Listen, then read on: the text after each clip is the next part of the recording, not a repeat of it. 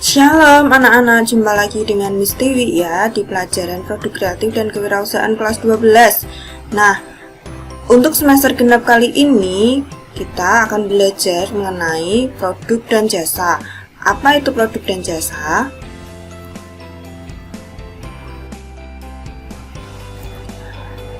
Kompetensi dasar pembelajaran kita kali ini adalah memahami paparan deskripsi, naratif, argumentatif, atau persuasi tentang produk atau jasa. Untuk kompetensi dasar keterampilannya adalah menyusun paparan-paparan deskripsi, naratif, argumentatif, atau persuasif tentang produk atau jasa.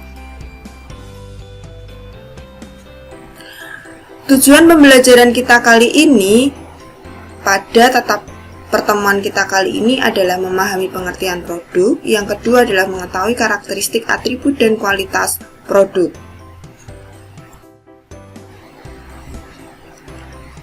Produk. Nah, apa itu produk? Produk adalah segala sesuatu yang dihasilkan dari kegiatan usaha yang mampu memenuhi kebutuhan pasar. Ada beberapa ilmuwan yang mendeskripsikan produk. Nah, produk itu sendiri berasal dari kata produce yang merupakan serapan dari bahasa Latin yang berarti memimpin atau membawa sesuatu untuk maju.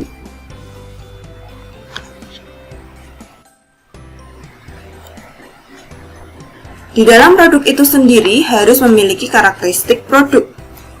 Apa yang dimaksud dengan karakteristik produk adalah keadaan yang berbeda dari suatu produk bila dibandingkan dengan produk-produk pesaingnya.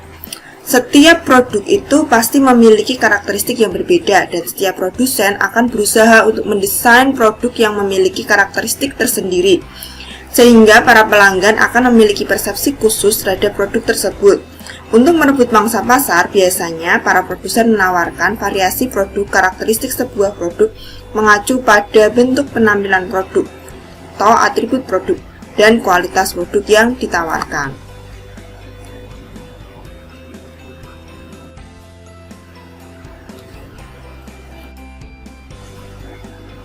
Selanjutnya adalah ada atribut produk. Apa itu atribut produk? Atribut produk adalah sesuatu yang melekat pada suatu produk, memegang peranan penting dalam pemasaran. Nah, pasti kalian penasaran kan? Kenapa sih? Karena atribut produk itu menjadi salah satu faktor yang dijadikan bahan pertimbangan oleh konsumen ketika akan membeli suatu produk. Nah, untuk kalian ketahui, menurut Kotler dan Armstrong 2003, atribut produk merupakan pengembangan atas suatu produk yang melibatkan penentuan manfaat yang diberikan. Lebih lanjut lagi, Kotler dan Armstrong menjelaskan, dalam atribut produk mengemukakan bahwa manfaat yang ditawarkan oleh atribut produk dalam bentuk kualitas produk, fitur produk, dan gaya serta desain produk.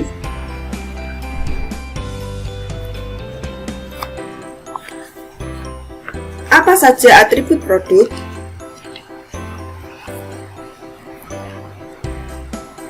Yang pertama ada merek. Merek merupakan sebuah nama, simbol, istilah, tanda, lambang, warna, desain, atau kombinasi dari atribut lain yang diharapkan bisa memberikan identitas dan diferensiasi dari produk pesaing. Nah, pada hakikatnya nih, sebuah merek produk juga merupakan sebuah janji dari pemasar untuk secara konsisten menyampaikan serangkaian manfaat, ciri-ciri, dan jasa tertentu kepada konsumen. Merek juga harus menjadi jaminan suatu produk. Kenapa merek harus dibuat? Tujuannya adalah yang pertama, identitas suatu produk. Ini bermanfaat dalam diferensiasi atau pembeda dari produk suatu perusahaan dengan perusahaan pesaing. 2. Alat promosi atau sebagai daya tarik sebuah produk.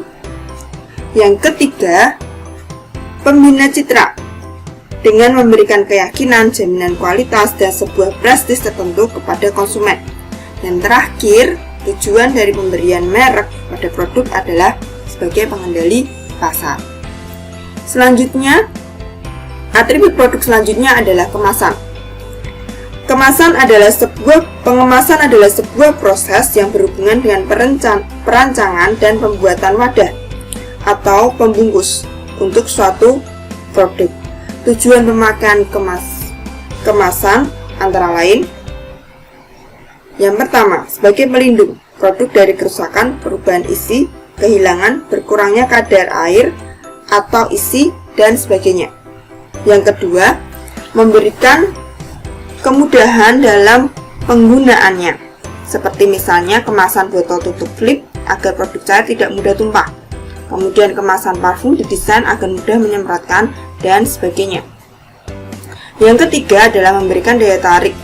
Yang keempat, sebagai identitas produk seperti memberikan kesan mewah, kokoh, awet, dan sebagainya. Yang kelima, memudahkan distribusi dan penyimpanan di gudang. Atribut selanjutnya adalah label. Label itu sangat berhubungan erat dengan pengemasan, yang merupakan bagian dari suatu produk yang dapat menyampaikan sebuah informasi tentang produk dan perusahaan.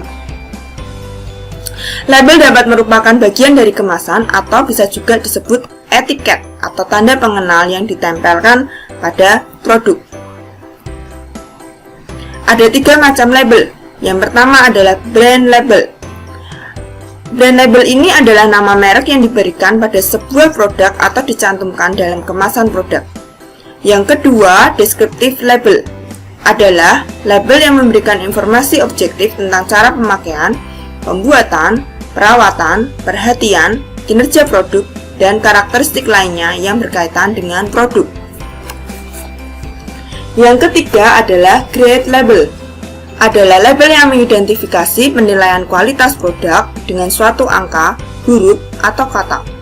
Contohnya nih, di Amerika buah persik dalam kaleng akan diberi label kualitas A, B, dan C, sedangkan pada jagung dan gandum diberi label 1 dan 2. Yang keempat adalah layanan perlengkapan. Dewasa ini, sebuah produk tidak terlepas dari unsur jasa atau layanan, baik jasa sebagai produk inti ataupun jasa sebagai pelengkap saja. Ada 8 kelompok layanan pelengkap. Yang pertama, informasi. Misalnya, harga, jalan atau arah menuju tempat produsen, jadwal penyampaian produk, petunjuk penggunaan, peringatan, kondisi layanan, pemberitahuan perubahan, konfirmasi reservasi, dokumentasi, rekapitulasi rekening, tiket, dan tanda terima. Yang kedua, konsultasi, seperti misalnya pemberian saran, konseling pribadi, auditing, dan konsultasi manajemen. Yang ketiga, order taking. Dalam order taking ini mencakup aplikasi, keanggotaan klub, anggota swalayan misalnya, kemudian reservasi. Yang keempat, hospitality. Misalnya seperti sambutan. Kalau di hotel-hotel itu kita sering menerima welcome drink. Nah, itu adalah hospitality. Kemudian yang kelima, caretaking. Caretaking terdiri atas perhatian dan perlindungan barang milik konsumen yang dibawa, yaitu misal kalian memiliki helm di tempat parkir, di motor kalian, dan kalian menitipkannya di tempat parkir. Ada penitipan helm khusus. Kemudian yang keenam, exception. Exception ini mencakup permintaan khusus penyampaian produk, menangani komplain atau saran, dan juga harus memberikan pemecahan masalah, dan restitusi, yaitu kompensasi pengembalian uang dan sebagainya.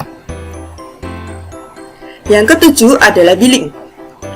Itu mencakup laporan rekening periodik, laporan verbal mengenai jumlah rekening, faktur untuk transaksi individu, mesin yang memperlihatkan jumlah rekening, dan self-billing. Yang terakhir adalah pembayaran, berupa pelanggan berinteraksi dengan personel perusahaan yang menerima pembayaran kontrol dan verifikasi, serta pengurangan otomatis atas rekening nasabah. Yang terakhir yang menjadi atribut produk adalah jaminan atau garansi. Jaminan adalah sebuah janji dari produsen kepada konsumen berkaitan dengan produknya. Misalnya nih, Produsen memberikan jaminan dengan memberikan ganti rugi kepada konsumen jika produknya tidak berfungsi sebagai mestinya.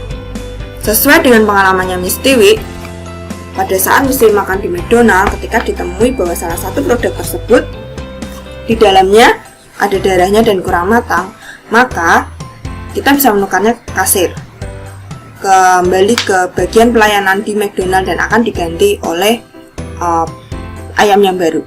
Nah, dalam jaminan dan garansi ini meliputi ada reparasi, kualitas produk, ganti rugi. Nah, yang mesti alami ini adalah ganti rugi, yaitu produknya ditukar. Selanjutnya adalah tingkatan produk. Tingkatan produk yang paling bawah adalah core benefit. Core benefit itu apa? Core benefit itu adalah manfaat inti yang berada pada tingkat hierarki paling dasar dari nilai pelanggan. Pada tingkat dasar ini, manfaat yang sebenarnya dibutuhkan dan akan dikonsumsi oleh pelanggan dari setiap produk. Misalnya, orang kalau ke bioskop, dia akan membeli tiket bioskop, benar? Nah, tujuannya buat apa? Nonton bioskop ya, bukan nonton ketoprak. Tuh.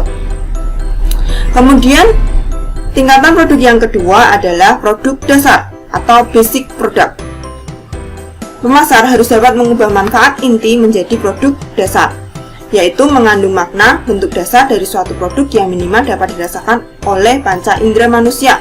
Contohnya, kalau kalian nonton di bioskop, otomatis yang dirasakan apa?